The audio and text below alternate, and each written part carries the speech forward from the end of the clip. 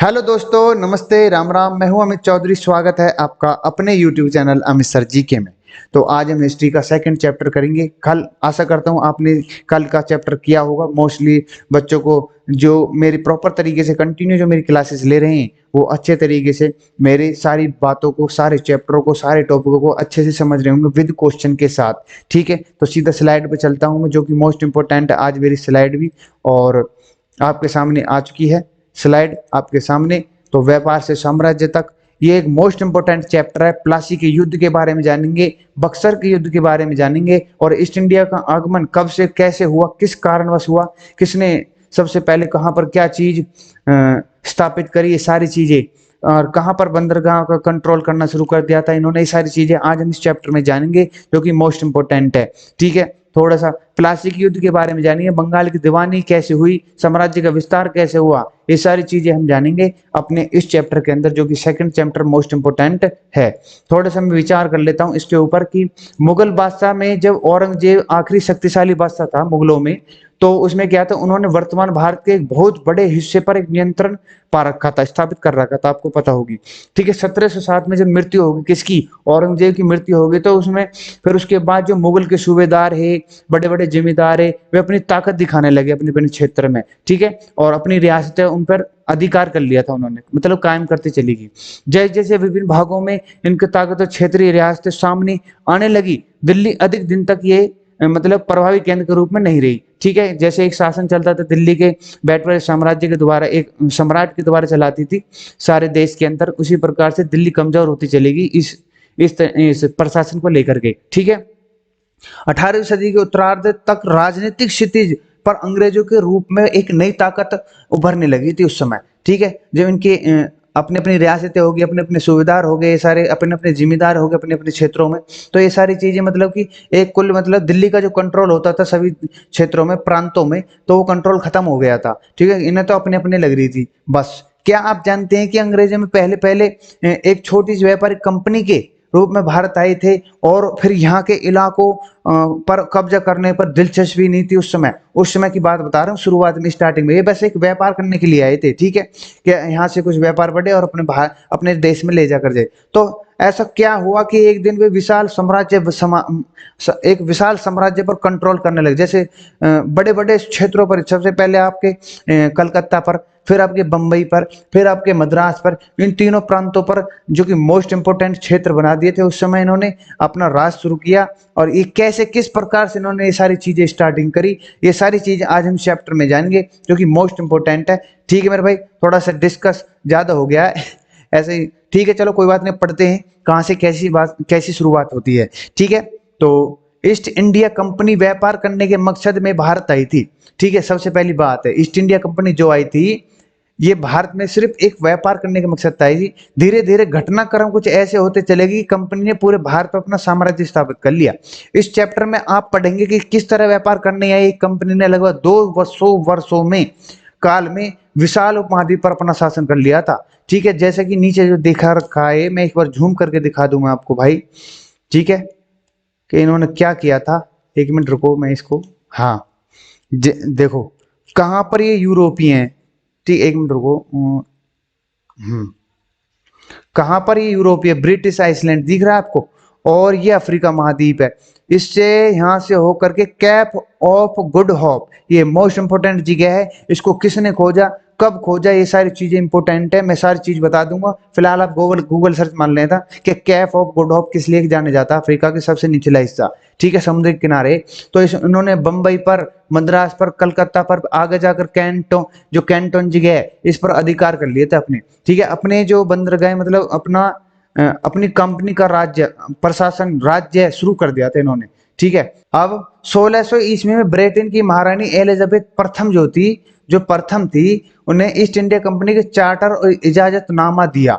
उसने कुछ लिख कर दिया, ठीक है, उस इजाजतनामे को लेकर के ये ईस्ट इंडिया कंपनी अपनी तरफ आने लगी। इसका मतलब था कि कोई भी ब्रिटिश कंपनी पूर्व देश में ईस्ट इंडिया कंपनी से व्यापार में प्रतिस्पर्धा नहीं कर सकती। यानी इस कंपनी को पूर्व में व्यापार का एकाधिकार मिल गया था कि पूरब की तरफ, मैंने जैसे ज्योग्राफी में बताया था, पूरब की तरफ, इस इधर की तरफ कोई भी कंपनी, कोई भी इसको रोक नहीं सकती, इस कंपनी को कुछ भी करे, मनचाहा व्यापार करेगी। उस जमाने में एकाधिकारी द्वारा ही मुनाफा कमाया जा सकता था। प्रतिस्पर्धा न होने से चीजों को सस्ती खरीद कर महंगी बेच सकते थे उस समय की बात। लेकिन उस चार्टर की मदद से जो वो एलिजाबेथ ने दिया था, अन्य यूरोपीय देश की कंपनियों को पूर्व के बाजारों में व्यापार करने से रोका नहीं जा सकता था। ठीक है, अंग्रेजों के भारत आने की कई वर्ष पहले 1498 पुर्तगाली वास्को डी गामा, जैसे मैंने बताया पहले भी, ठीक है, ने कैप ऑफ गुड होप से होते हुए भारत तक समुद्री मार्ग खोजा था। इसने सबसे पहले पुर्तगाली था, वास्को डी गामा था, ठीक है, अपने भारत को खोजने वाला यात्री, ठीक है। और इसलिए पुर्तगाली, एक चीज इस फोटो में दिखा देता हूं मैं, इमेज में जो क्रिएट कर रखी है मैंने आपके सामने, इसको मैं दिखा देता हूँ, एक सेकंड रुको बस। कौन है, क्या है, मैं बता देता हूँ। ये जो हैं, ये जो आपको दिख रहे हैं, ये बहादुर शाह जफर है। 1857 की क्रांति का एक फोटो है, ठीक है, और ये कैप्टन हेडसन है जिसने गिरफ्तार किया है। जब 1857 का विद्रोह हुआ था तो उस समय इन पर सारी बागडोर इन पर आधारित थी, ठीक है, तो इनको गिरफ्तार किया और इनके बेटे आपको गिरफ्तार करते हुए दिख रहे होंगे, ये बेटे हैं इनके, ठीक है, जो इनके आगे गैला गैल तुरंत इनको मार दिया था और इनको जेल भेज दिया था, काले पानी। ठीक है, इन चीजों की डिस्कस जब 1857 में क्रांति चलेगी मेरी बहुत अच्छे तरीके से, इसी 8th क्लास में चलेगी, जो कि मोस्ट इंपोर्टेंट है, ठीक है, जो कि मैं अच्छे तरीके से आपको मैं बताऊंगा। नेक्स्ट पेज पर चलते हैं, ठीक है, पेज भी आपके समझ में आ गया होगा क्या चीज है क्या नहीं। तो अब पढ़ते हैं आगे। इसलिए पुर्तगाली जल्द ही भारत पहुंच चुके थे और 17वीं शताब्दी के शुरुआत में डच, फिर बाद में फ्रांसीसी व्यापार भी पहुंच चुके थे। भारत में बहुत उन्नत किस्म का कपास और रेशम मिलता था पहले, ठीक है, जिसको यूरोप के बाजार में बड़ी मांग थी। कई भारतीय मसालों जैसे काली मिर्च, लौंग, इलायची, दालचीनी के यूरोप में बड़ी मांग थी। यूरोप की हर कंपनी इन चीजों को खरीदना चाहती थी, जिसमें इनके दाम तेजी से बढ़ने लगे थे। दाम बढ़ने से मुनाफे की गुंजाइश कम होने लगी थी उस समय। इसलिए व्यवसाय बढ़ाने का एक ही तरीका था कि प्रतिद्वंदियों को खत्म किया जाए, ठीक है, जो प्रतिस्पर्धा हो रही थी ना प्रतिद्वंदियों की, उनको खत्म किया जाए और व्यापार एकाधिकार बनाने की होड़ में इन कंपनियों के बीच जबरदस्ती लड़ाई होती थी। व्यापार करने के लिए हथियार और किले बंदे का सहारा लिया जाता था। ऐसा होता कि जहाज, बड़े बड़े जहाज ने डुबा देते थे, ठीक है, ऐसी लड़ाई भी बाजाई आपस में, खूब जूता बाजा उनको, गोलीबाजी गोली तरीके से, ठीक है। बंगाल में व्यापार शुरू, start business in Bengal, most important है चीज, ईस्ट इंडिया कंपनी ने 1651 में हुगली नदी के किनारे अपनी पहली फैक्ट्री लगाई। और उस जमाने में कंपनी के गोदाम को फैक्ट्री कहते थे। क्या कहते थे? फैक्ट्री। कंपनी के गोदाम को फैक्ट्री कहा जाता था और अंग्रेज इसको फैक्टर कहते थे, और कंपनी के व्यापारी को फैक्टर कहा जाता था, ठीक है। कंपनी क्या है कि उस जमाने में कंपनी के गोदाम को फैक्ट्री कहते थे और कंपनी के व्यापार को फैक्टर कहा जाता, जो व्यापारी होता था उसके अंदर, ठीक है। ये एक उज्जवी का है फोटो, आप देख सकते हैं इसमें, कलकत्ता का ये, ठीक है, ये पास में समुद्र है, क्या किसका समुद्र है? बंगाल की खाड़ी, और यहाँ पर कलकत्ता है, ठीक है, कोई बंदरगाह है, कलकत्ता की बंदरगाह, तो यहाँ पर व्यापारी को काम हो रहा है। जब व्यापारी बढ़ने लगे तो कंपनी व्यापारी को फैक्ट्री के आसपास ही बसने के लिए राजी करने लगी। फिर 1696 में से कंपनी ने उन बस्तियों को चारों ओर किलेबंदी शुरू कर दी। कंपनी ने मुगल अफसरों को रिश्वत देकर 3 गाँव की जिम्मेदारी ले ली और उनमें से एक गांव का नाम कालीकाता, मोस्ट इंपोर्टेंट है, ये 3 गांव मिलकर एक कलकत्ता को बनाते हैं, ठीक है, जिनमें से एक का नाम था कालीकाता। बाद में यह कलकत्ता हो गया और आजकल इसे कोलकाता कहा जाता है। कंपनी ने मुगल सम्राट, पूछ लेगा भाई कलकत्ता कितने गांवों के बनाते, शुरुआती में 3 गांव थे, ठीक है। तो कंपनी ने मुगल सम्राट औरंगजेब से बिना लगान दिए व्यापार करने की अनुमति ले ली, और लेकिन कंपनी के कुछ अफसर भी बिना लगान दिए अपने निजी व्यापार कर रहे थे। इससे बंगाल को राजस्व का भारी नुकसान हो रहा था। ये मोस्ट इंपोर्टेंट चीज जो मैं बता रहा हूँ आपको। व्यापार से युद्ध तक, फ्रॉम ट्रेड टू वार कैसे हुई? औरंगजेब की मृत्यु के बाद बंगाल के नवाबों ने अपनी प्रभुत्ता और सत्ता का प्रदर्शन शुरू कर दिया था। उसने सोचा था अब तो जो खूंखार राजा था, मतलब सम्राट था, वो तो मर चुका है, अब के बाद हम अपना शासन चला सकते हैं इस देश में। बारी बारी से मुर्शिद कुली खान, अलवर्दी खान और सिराजुद्दौला बंगाल के नवाब बने। बंगाल का कलकत्ता जो है वहां के नवाब बने, और इन नवाबों ने कंपनियों को अधिक छूट देने से मना कर दिया था और कंपनी को व्यापार के अधिकारों बदले में अधिक नजराने मांगने लगे, ठीक है। कंपनी को सिक्के ढालने और रोका गया, मतलब कि कंपनी को सिक्के डालने से रोका गया, किले की हद को बढ़ाने से रोका गया। कंपनी का मतलब था कि सहसा धीरे धीरे अपने प्रशासन को तो बढ़ा ही रही थी, पर लेकिन किलेबंदियों को और ज्यादा से ज्यादा अपने में मिलाती जा रही थी। कंपनी का मतलब ये था, ठीक है। उसी से ही फिर ये नवाब क्या करते, कलकत्ता छोटे क्षेत्र में एक एक कुर्सी पर ही बैठे रहते, इसलिए इन्होंने आवाज उठानी शुरू करी। उसी समय ईस्ट इंडिया कंपनी वालों ने, जो ये बड़े दिमाग दिमाग के तेज है, कौन, ईस्ट इंडिया कंपनी के जो ये मतलब सैनिक थे, या कोई भी, जैसे कि जो गवर्नर जनरल होता था उस समय का, या जैसे कि सबसे पहले जो बहुत चालाक आदमी हो, क्या नाम है उसका, रॉबर्ट क्लाइव, ठीक है, मोस्ट इंपोर्टेंट है, रॉबर्ट क्लाइव का भी जिक्र होगा, जो कि उसने बहुत बुरा किया था। उसने तो अपने देश के साथ भ्रष्टाचार कर दिया था, पहली बात तो ये, हमारे साथ तो करते क्यों नहीं वो, ठीक है। वो 18 साल की उम्र में आया था और उसने इतने पाउंड्स यहाँ इकट्ठा किए थे, और कंपनी पर अपना राज, मतलब एक नवाब की, तो नवाब को भी ढीला कर दिया था उसने। नवाब भी ये सोचते थे कि कैसे ये रॉबर्ट क्लाइव हंसे, मुस्कुरा दे एक बार बस। वो इतना डेंजर था देखने में भी, दिखाऊंगा मैं आगे चल करके। उधर कंपनी ने बताया कि लोकल अफसर उल जलूल मांग रख रहे थे, इस व्यापार में तबाह हो रहा था। ये सारी चीजें वैसी मतलब इंपॉर्टेंट है, थोड़ा पढ़ लेना आप। व्यापार के फलने फूलने के लिए कर हटाना जरूरी था। कंपनी अपने व्यापार बढ़ाने के उद्देश्य से अधिक से अधिक गांवों को खरीदना चाहती थी। उस समय व्यापार का मतलब क्या है कि लोगों को इकट्ठा करना चाहती थी, लोगों को अपने में सम्मिलित करना चाहती थी, ज्यादा से ज्यादा मात्रा में लोग काम करें और प्रॉफिट हो, ठीक है। फिर उन्हीं के घरों को, उन्हीं के खेतों को यूज करती थी, ठीक है, अपने किलों को दायरा बढ़ाना चाहती थी, देख लो। इस तरह से 18वीं सदी के शुरू में कंपनी और नवाब के बीच झगड़े बढ़ने लगे थे उस समय। प्लासी का युद्ध कैसे हुआ, क्यों हुआ, ये सारी चीजें मैं बताता हूँ। अलवर्दी खां की मौत के बाद सिराजुद्दौला 1756 में बंगाल का नवाब बना।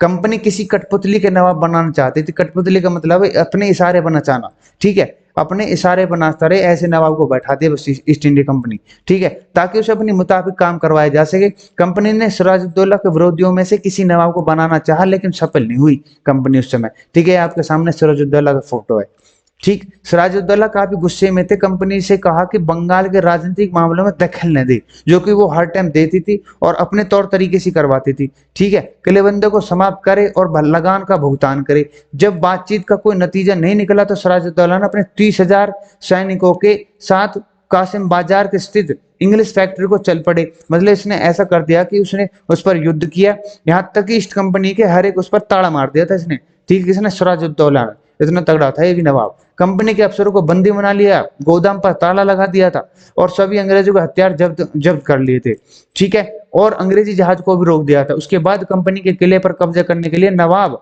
कलकत्ता की तरफ चल पड़े थे, ठीक है। जब कलकत्ते की खबर मद्रास पहुंची तो मद्रास से रॉबर्ट क्लाइव के, देख लो ये रॉबर्ट क्लाइव यही तो करेगा, के नेतृत्व में सैनिकों को भेजा गया। उसके पीछे नौसेना के बड़े बेड़े को भी भेजा गया। उसके बाद नवाब के साथ बातचीत का लंबा सिलसिला शुरू चला चला किसके साथ, सिराजुद्दौला के साथ। प्लासी का युद्ध कैसे हुआ, ठीक है। आखिरकार रॉबर्ट क्लाइव ने अपनी सेना को सिराजुद्दौला के खिलाफ प्लासी के युद्ध में उतार दिया।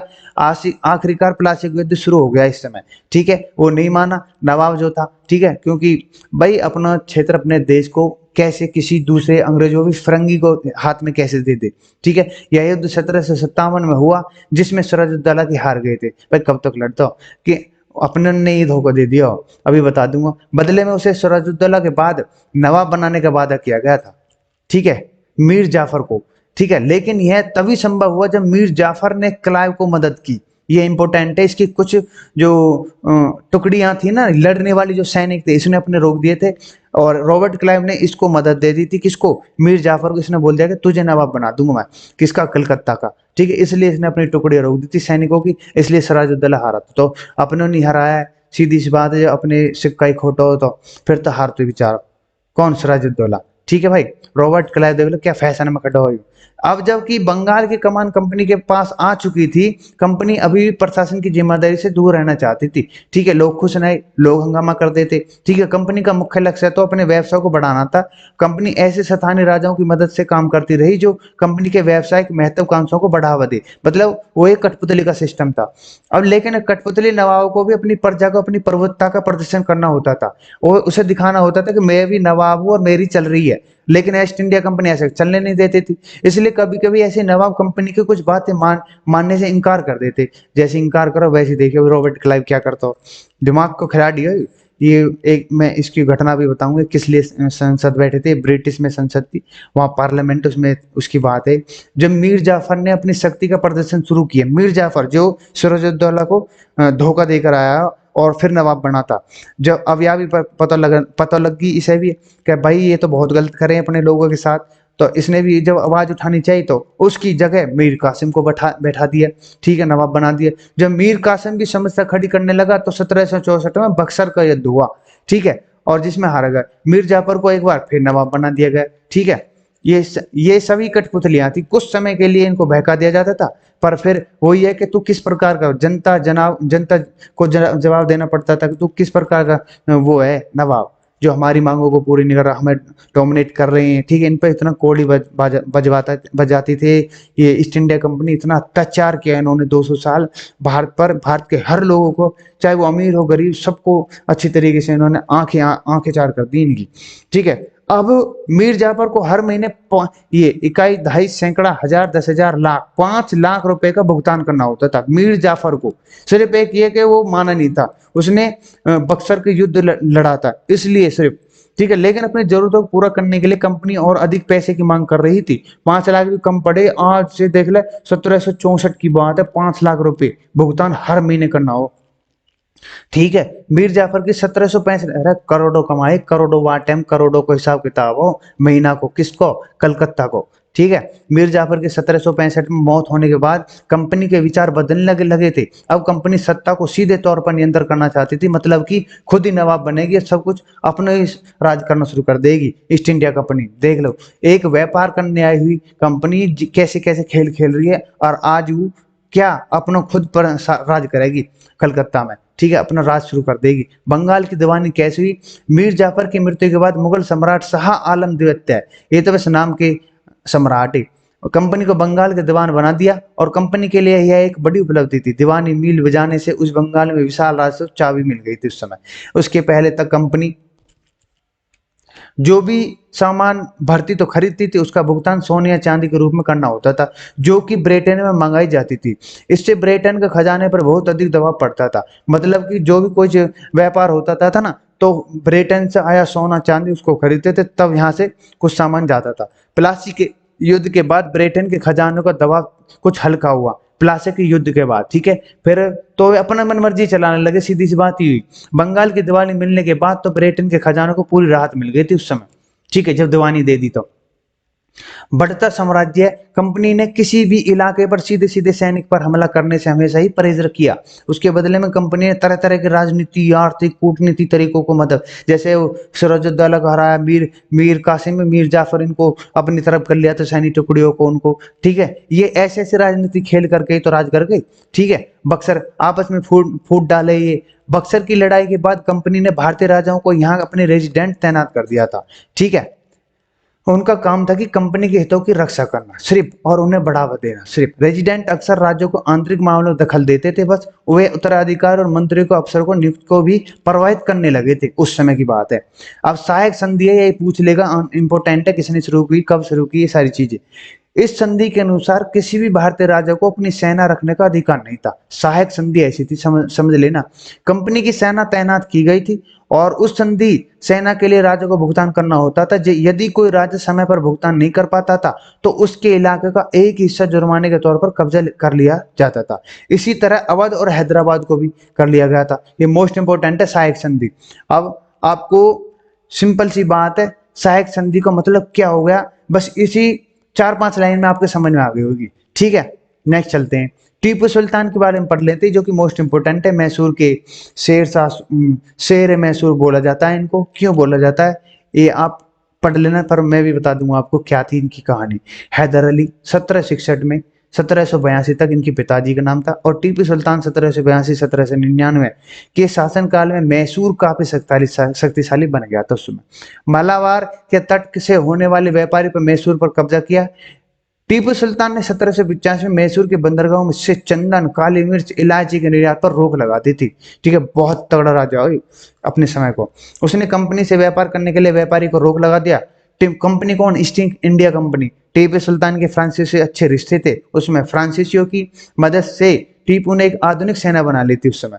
एंग्लो मैसूर युद्ध कैसे हुआ? कंपनी हर साल में मैसूर के शासकों को हराना चाहती थी। अंग्रेजों और मैसूर के बीच 4 लड़ाइयां लड़ी। सबसे पहली है 1767 से 1769, पूछ लेगा।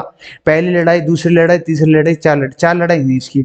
1767 से 69, 80, 84, 90, 92 और 99 में जब टीपू सुल्तान जी की मृत्यु हुई।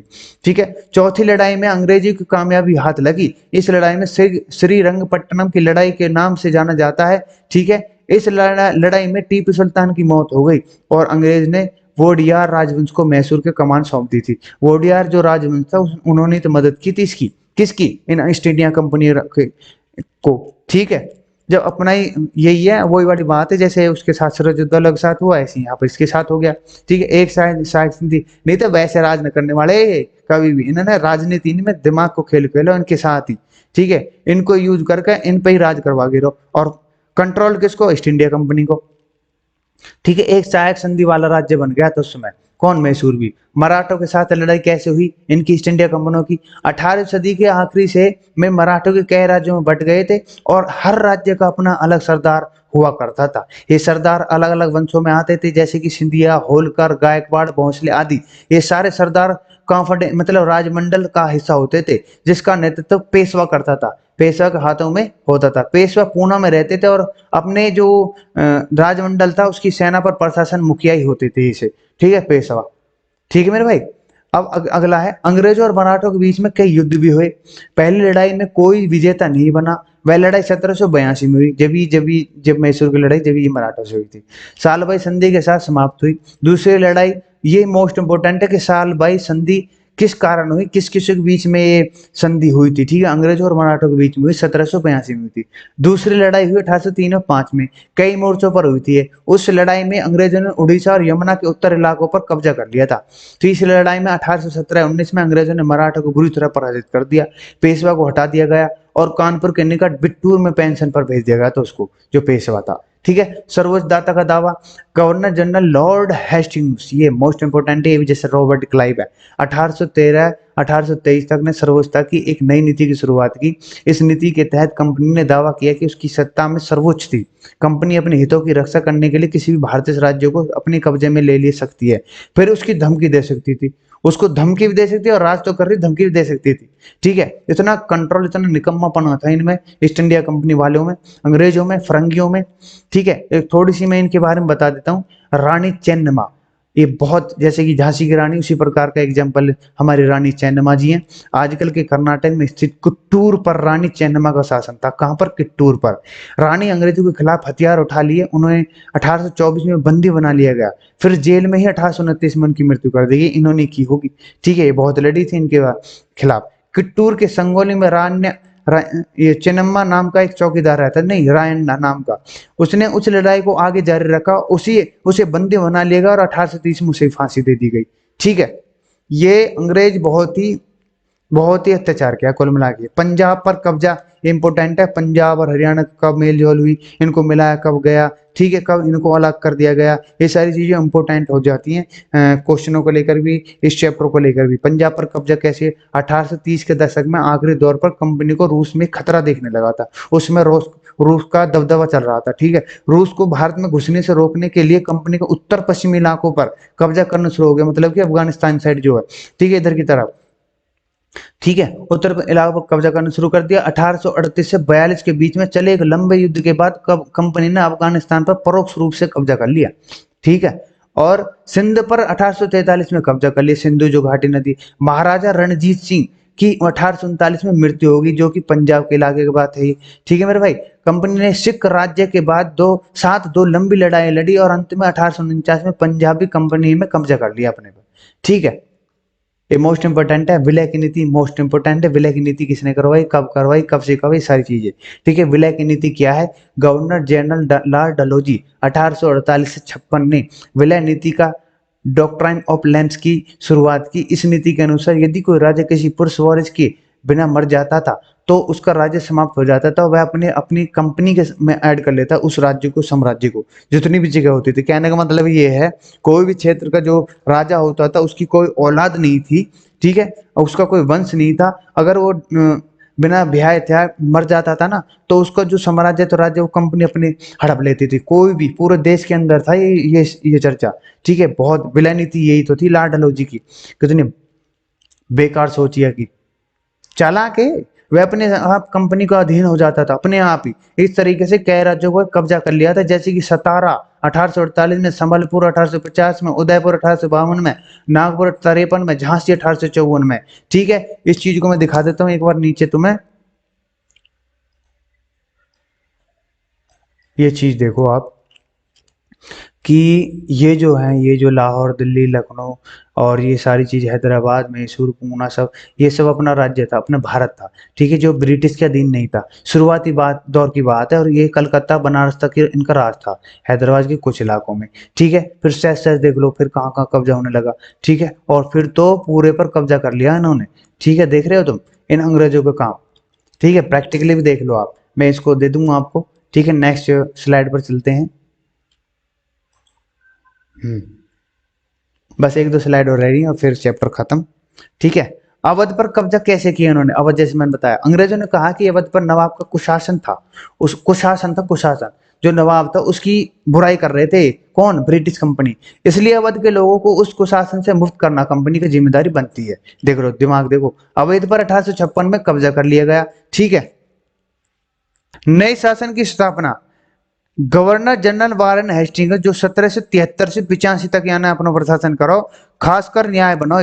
इसने तो 1772 में न्यायपालिका की नई व्यवस्था की शुरुआत की। ये इंपॉर्टेंट है। किसने, कौन सा गवर्नर जनरल था जिसने जो एक फौजदार अदालत और दीवानी अदालत को बनाई थी? आपराधिक मामलों के लिए फौजदारी अदालत और सिविल मामलों के लिए दीवानी अदालत थी। ठीक है, जिला कलेक्टर की दीवानी अदालत के कमान सौंपी गई, और फौजदार अदालत अभी भी काजी या मुफ्ती की करते थे। ठीक है, जो दीवानी मतलब फौजदार अदालती, जो फौजदारी उसको तो करते काजी और मुफ्ती, जो कि अंडर इसी के थे, कलेक्टर के थे। ठीक है, लेकिन उनका काम भी कलेक्टर को देख रेख में होता था। देख लो, मौलवी और हिंदू पंडितों को यहाँ कानून की व्याख्या करने को काम सौंपा गया। सिर्फ कानून की व्याख्या करें वो, इन चीजों को काम, इनका यही काम था बस। ठीक है, ज्यादा करते तो फिर इनमें बढ़ जाते, फिर इनकी राजनीति खत्म कर देते। ठीक है, अलग अलग पंडितों द्वारा स्थानीय कानून को अलग अलग व्याख्या में भ्रम की परिस्थिति पैदा हो गई। एक जैसा कानून बनाने के लिए 11 पंडितों को हिंदू कानून को संग्रह तैयार करने का काम सौंपा गया, और एन बी हलड को 1775 में संकलन का अंग्रेज अनुवाद काम कर दिया गया। मतलब अंग्रेजी में अनुवाद कर दे जो इन्होंने बनाए। ठीक है, इसी तरह से 1778 में मुस्लिम कानून को संग्रह तैयार किया गया। ठीक है, ये सारी चीजें, ये देख लो, कहीं भी अगर कोई चतुराई दिखाता हिंदू या मुस्लिम अपने भारत का, तो उस पर भी ये कंट्रोल कर देते थे। 2 मिनट में इनके पास सॉल्यूशन था।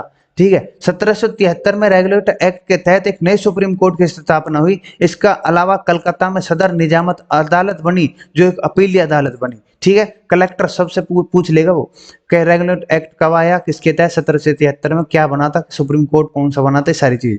कलेक्टर अब जिले का एक मुख्य पद हो गया था। उसका मुख्य काम था कि लगान की वसूली, कानून व्यवस्था कायम करना। उसका दफ्तर कलेक्टर कहलाता था। अब कलेक्टर सत्ता और संरक्षण का नया केंद्र बन चुका था, जिसने धीरे धीरे सत्ता को पूरे केंद्रों की जगह बना ली थी। ठीक है, कंपनी की सेना देख लेते हैं। 1820 के दशक में युद्ध की टेक्नोलॉजी बदलने लगी थी। ठीक है, मुगल शासन में सेना में सवार का महत्व होता था। बंदूक के आ जाने के से सवार का महत्व कम हो गया और पैदल सैनिकों का महत्व बढ़ गया। पैदल ही जो यात्री, अगर अंग्रेजों ने एक ऐसी सेना का निर्माण शुरू किया जिसमें ड्रिल और अनुशासन के पर अधिक जोर दिया गया। ड्रिल करवाते थे, सिपाहियों पर नियमित ट्रेनिंग होती थी। 1857 आते आते कंपनी का प्रत्यक्ष शासन देश के 63% हिस्सों पर हो चुका था। 63%, मैंने बताया आपको मैप में। ठीक है, कुल मिलाकर देश की 78% आबादी पर कंपनी का शासन हो चुका था। ठीक है, सब चीज खत्म कर दी इन्होंने। ठीक है, नेक्स्ट है, नेक्स्ट तो खत्म हो चुका है। ठीक है, इसलिए मैं बोल रहा हूं कि अब चैप्टर जो है मोस्ट इंपोर्टेंट चलते जा रहे हैं। ठीक है, हर चीज को समझना आपको चाहिए और हर क्लास लेनी चाहिए विद क्वेश्चन के साथ। ठीक है, फर्स्ट क्वेश्चन है, बक्सर की लड़ाई कब हुई? बक्सर की लड़ाई 1764 में, प्लासी युद्ध 1757 में। बक्सर की लड़ाई में कौन हरा था? मीर जाफर, मीर कासिम, बहादुर शाह दिवित्य? ये इन कमेंट मुझे बताना, जो कि मैं आपको डिस्कस कर चुका हूँ सारी चीजें। जब रॉबर्ट क्लाइव भारत आया तब उनकी आयु कितनी थी? 18 साल को आया आयु, 1743 में आयो। ठीक है, और यानी इतना तगड़ा राज करो, मतलब राज को मतलब इतना गवर्नर जनरल हो, यानी भ्रष्टाचार भी कर दिया अपने देश के खिलाफ। ठीक है, यहाँ की इतनी संपत्ति होगी ही विकट। ठीक है, जो कि एक बस प्रशासन मतलब रूल रेगुलेशन के साथ इसे कंपनी को बेनिफिट करना था, ठीक है, अपने देश को मतलब यहाँ से खरीदारी करके और देश में बस इतना काम था कि यहाँ से जो भी कंट्रोल करना था कंट्रोल करके अपनी ईस्ट इंडिया कंपनी के द्वारा व्यापार करवाए और बात खत्म। पर इसने इतना घूस खाया कि इस पर ही खुद पर मुकदमा हो गया था, ठीक है, और वहां पर इसे जवाब देना पड़ा और इसने हामी भरी थी, ठीक है, इसे सजा भी दी थी। रॉबर्ट क्लाइव ने आत्महत्या कब की? 1774 में, फिर मर भी गया हो, ठीक है, 7 साल की जेल काट गया। सहायक संधि कब और किसने चलाई थी? सहायक संधि आपकी रिचर्ड वेलेजली ने चलाई थी, रिपन ने चलाई, डलहौजी ने, विलियम बेंटिंक ने। तो रिचर्ड वेलेजली ने चलाई थी, ठीक है। विलय नीति किसने चलाई थी? विलय नीति लॉर्ड डलहौजी ने चलाई थी, ठीक है। कलकत्ते की पदवी कब हुई थी? ठीक है, इसका इंपोर्टेंट है ये क्वेश्चन, ये देखो, कलेक्टर की पदवी कब आई थी? 1771 में, 77 में, 73 में, 74 में ही पढ़ाया था। 1771 में कलेक्टर की पदवी आई थी। काज का मतलब होता है न्यायाधीश, सेनापति तो होता है नहीं, शासक भी नहीं। सर्वोच्च अदालत की स्थापना कब हुई? जब रेगुलेट एक्ट आया जब, ठीक है, 1773 में। नेक्स्ट क्वेश्चन, मैसूर और, ये क्या हो रहा है? मैसूर और अंग्रेजों में कौन कौन से युद्ध हुए? 99, 67, दोनों। 99 में मरा था आपका Tipu Sultan, 80, 84, 90, 92 approximately is the right answer. Tipu Sultan ji की मृत्यु कब हुई? 4 मई 1799 को। 3 मई गलत है ये, तो ये 2 मार्च भी नहीं है, तो ए इज द राइट आंसर हो जाता है। 4 मई 1799 में उसकी मृत्यु हुई। सालाबाई संधि कब हुई थी? सालाबाई संधि हुई 1782 में, ठीक है मेरे भाई, मैंने जैसे कि आपको बता भी दिया है, ठीक है। ये क्या हो रहा है? हरियाणा का क्षेत्र पंजाब में कब मिलाया गया था? 57 में, 58 में, 59 में, जैसे मैंने अभी बताया था। तो इसका राइट आंसर हो जाता है, सॉरी इसके लिए, हाँ, 13 क्वेश्चन, हरियाणा का क्षेत्र पंजाब में कब मिलाया गया था? 1858 इज द राइट आंसर हो जाता है आपका। 1820 द राइट आंसर, 57 नहीं है, ठीक है। सर्वोच्चता की नीति किसने शुरू की? सर्वोच्चता की नीति लॉर्ड डलहौजी ने करी, वेलेजली ने करी, लॉर्ड रिपन ने, या हेस्टिंग ने? Hastings is the right answer है, ठीक है, इसको देख लेना। कित्तूर इलाके पर कब्जे का विरोध किसने किया था? रानी चेन्नम्मा, जैसे मैंने आपको बताया था, ठीक है। महाराजा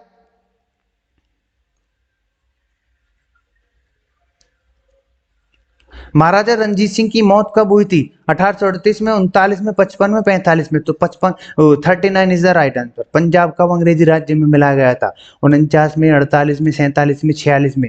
मैंने जैसे कि आपको वो बताई थी कि भाई आपको एक पूरी स्टोरी बताई है मैंने कि पंजाब पर महाराजा रंजीत सिंह को मार करके इन्होंने कब्जा कर लिया था। किस पर कर लिया था? अपने पंजाब पर, ठीक है। कब कर लिया था? 1849 में, ठीक है। तो ये मोस्ट इंपोर्टेंट है क्योंकि इनको भी 10 साल लगे थे, क्योंकि डर इतना था महाराज रंजीत सिंह का, ठीक है। अभी तो शॉर्टकट में बताई है मैंने आपको ये चीजें, और जब इनका अच्छे तरीके से खंडन होगा, तो अभी तो चैप्टर चल रहे हैं, 8th क्लास चल रही है, तो थोड़े थोड़े टॉपिक जैसे जैसे आ रहे हैं आपको मैं समझाता चल रहा हूँ, ठीक है। मोस्ट इंपोर्टेंट है, आपको ध्यान में वो ये कई चीजें कई बार रिपीट हो जाएंगी और आपको अच्छे तरीके से याद हो जाएंगी सारी चीजें। तो आशा करता हूँ सारी चीजें समझ में आ गई होंगी। इसी के साथ मैं क्लास को ही समाप्त करता हूँ। नमस्ते, राम राम।